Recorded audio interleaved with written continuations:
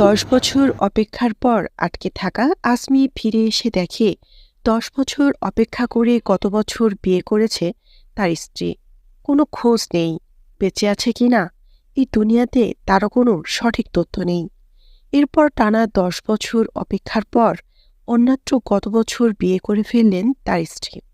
এবছর torture sell থেকে মুক্তি পেয়ে ব্রিগেডিয়ার জেনারেল আসমি ফিরে এসে দেখে তার পরিবার বলতে কিছুই জীবন সঙ্গিনী নেই, আশা নেই।